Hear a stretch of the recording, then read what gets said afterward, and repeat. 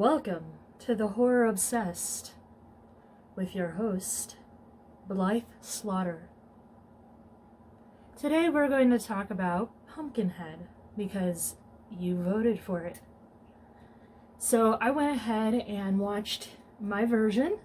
It's a Blu-ray and it is the steel case version of it, which I really like. It has a lot of extras on it that were totally worth watching, a lot of featurettes mostly, and there was a tribute to Stan Winston since he died in 2008. Now, Pumpkinhead was directed by Stan Winston, but it was written by Mark Patrick Carducci. He did the majority of the writing. Now, the original poem that got Carducci to write the story was by Ed Justin. He just wrote it for the sake of writing something horror-esque, terrifying. But it wasn't intended to be a movie, and Carducci found it and turned it into a movie, and Stan Winston went in and helped with some rewrites and everything. What's really cool with this is that Stan Winston took a back seat on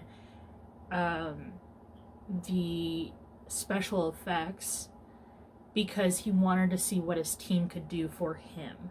So he spent the time being the actual director and having fun with it and letting his team build Pumpkinhead and come up with the concept of Pumpkinhead. So the poem by Ed Justin is, "Keep away from Pumpkinhead, unless you're tired of living. His enemies are mostly dead. He's mean and unforgiving. Laugh at him and you're undone. But in some dreadful fashion, vengeance he considers fun, and plans it with a passion time will not erase or blot. A plot that he has brewing, it's what you think he's forgot. He'll conjure your undoing, bolted doors and windows barred, guard dogs prowling in the yard, won't protect you in your bed. Nothing will from Pumpkinhead." So obviously this poem gets thrown in to the actual script there. I don't think they go for the entire poem, but the kids use it as like a nursery rhyme whenever they're teasing one of their siblings.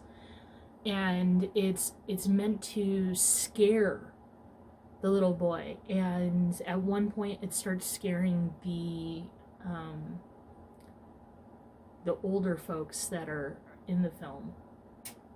So let's get to the plot. So the plot to the film is actually about revenge. What happens is a old country store is ran by this character played by Lance Henriksen. His name is Ed Harley, and he's lost his wife, but he's raising his son Billy all on his own. And this little country store that they run is what keeps them going, other than each other, and just spending time with each other and connecting with each other, which is really nice. One of the townsfolk, the actual folk that live there, reminds Ed about something that he normally buys there, and he's like, "Oh no, I forgot it at my home. I tell you what, I'll bring it by your house. Just let me go get it." And he tells his son, who's, I don't know, gotta be like 6, 7, maybe 8, I don't know, tiny little kid. "I want you to get in this store with Gypsy, the dog, and you guys stay in here until I come back." Sounds perfectly logical to me. Let's leave my little 6-year-old, 8-year-old boy to watch the store and when you come out of the store, all those teenagers, probably early 20s, kids that you were just selling stuff to, is out in the front yard of your store now running around on their mountain bikes. And you think it's cool to just leave your kid there in your store, like these guys won't break anything or steal anything. The good news is they don't break anything, they don't steal anything. Well, unless you count souls. So the dog runs outside because it hears the motorcycles, and it goes, running after the motorcycles, running after the kids that are riding them. And there's an older brother and a younger brother that rides them. Joel and Steve, I think, were them. And then there was a bunch of others that were with them. I think it was Chris and Tracy that were more of the artistic kind of crew. They didn't really fit in with the other types, it seemed. And then the other two girls, Maggie and Kim, were supposed to be like girlfriends of Joel and Steve.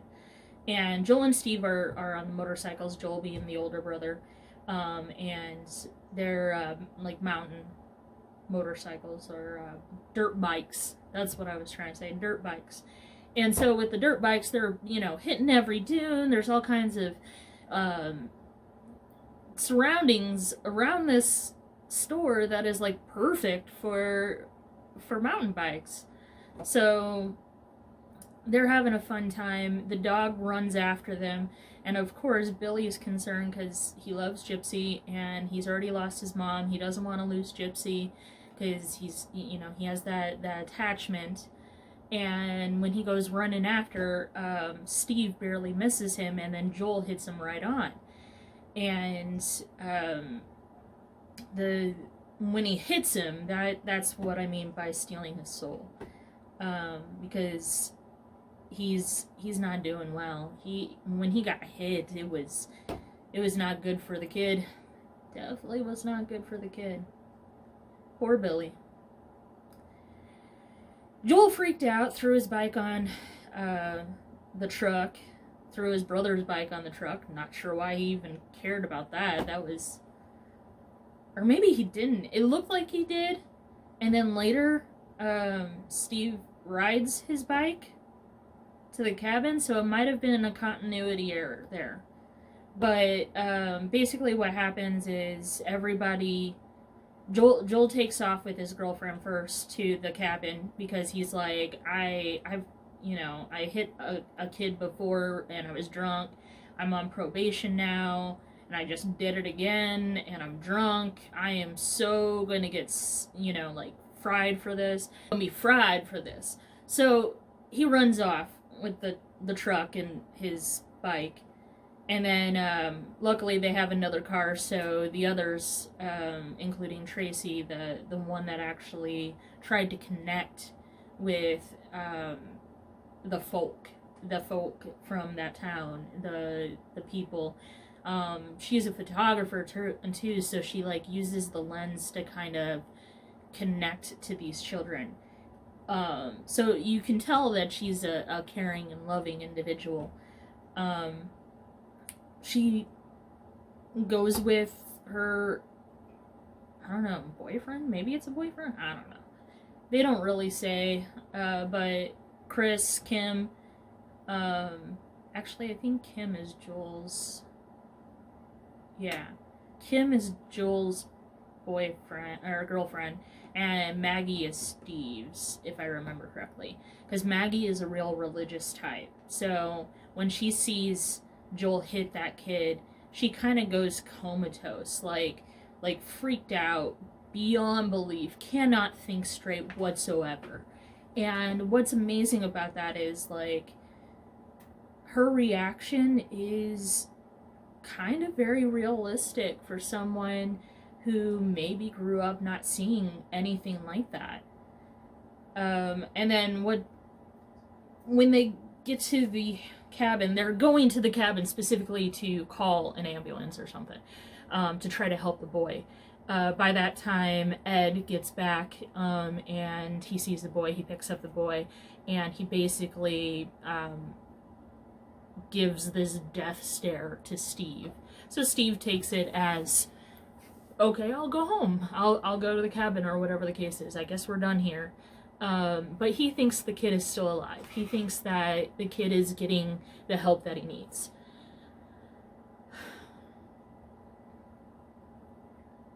Ed takes the kid home. Gypsy goes with them. And Gypsy's perfectly fine, by the way. And when he gets there, Billy's last words is, Daddy. And then he dies. So, Pumpkinhead being the theme here, he eventually goes to the folk, the people that needed the feed and all that kind of stuff. And he says, I need to talk to the witch. Not so many words, but you know what I mean. I need to talk to the witch. So, the town keeps denying it. They're like, no, we don't know anything about a witch. No. And then he shows his child. And the guy that he was talking to was like, look, you do not need to get involved with that witch whatsoever. Just take your son home and bury him and live out your life. I'm sorry for your loss, that kind of thing. And it's interesting because he's about to leave. He really is. And this, one of his, the folk, one of his kids, God, what was that kid's name? Bunt. Because that's what you name your children. Bunt. He was a cool character, though. Really good concept. So he's like the oldest of the kids. And he tells Ed, I know where the witch is. And he's like, oh my God. Tell me where the witch is. And then he's like, I don't trust you. Get in the truck. And the guy, Bunt's like, no, I can't go that far. Like, look, I will piss my pants if I go any further. So he takes him most of the way, and he says, you gotta go this way, you'll see her house on the left, or something like that. Something of that sort. The gist is that he takes his child to the witch, and the witch says, there's nothing I can do for your child. And Ed's like, but I saw this creature, and I know you can summon him. He'll take revenge for me. And the witch is like, are you sure you want that? And he's like, I want it. Again, paraphrasing. You gotta watch it for yourself. So he does the things that the witch says to do, and that's when a connection between Pumpkinhead and him form, and Pumpkinhead goes after all of the teens. So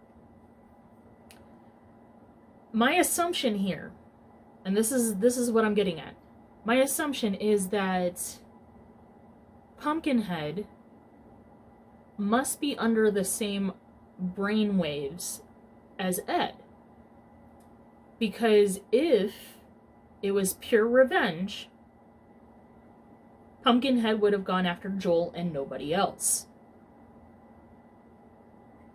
But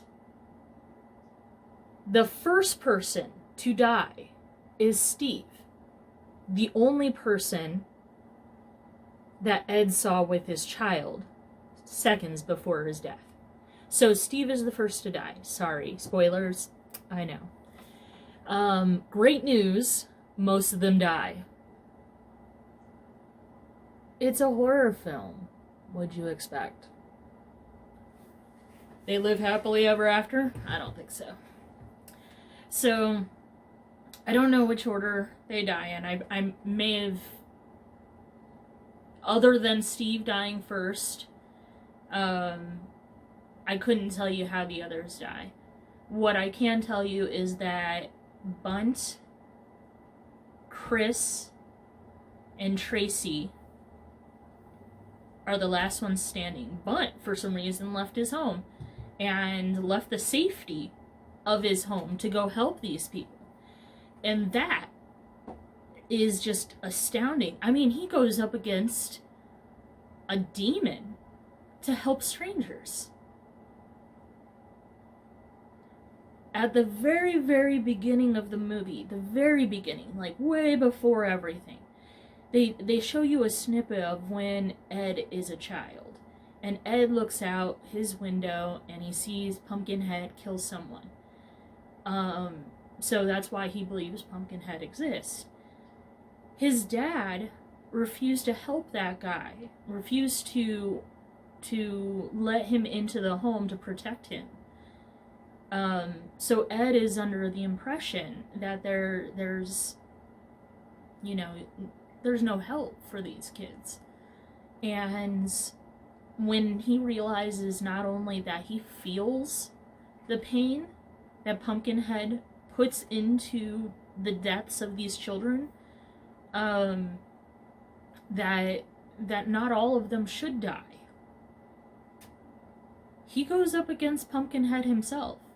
And in the process, like I said, Bunt leaves his home and goes to help Chris and Tracy because they bonded. Now, I'm not going to say how the ending goes specifically. Well, that's not true. I'm not going to tell you about the deaths. The death scenes that happen all together.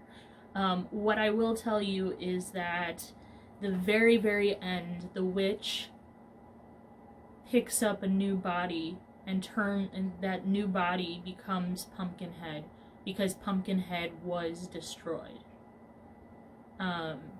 Ed was able to destroy it. Well, Ed tried to destroy it and had to get help to destroy it. And when it did, Ed's body became the new Pumpkinhead, and the witch buries Pumpkinhead in his patch. Which is where the title comes from. The Pumpkin Patch. Pumpkinhead. Well, actually, it comes from the poem. So, what do I think of this cult classic that I saw for the very first time today? And all of the extras that came with the Blu-ray. I give it, I don't know, what do you guys want? Knives? Skulls? It was fantastic. I recommend it. You should definitely be watching it every Halloween. You should be watching it every fall season. Or, hell, maybe even summer. It was a beautiful, well-crafted film, and the plot is really pretty good for a cult film. Most cult films, the plot has holes in it somewhere. But in this, it truly held together, and honestly, even though it was from the 80s and the story was from the 70s, I loved it. I can't wait to watch the sequels, and I've been looking for the sequels. They are rare. They are hard to find, so if you find yourself in the same area as me, let me know if you find the sequels. So, Pumpkinhead, you rule. Thank you. Hope you guys have a great, wonderful rest of your night, and watch as much horror as you can.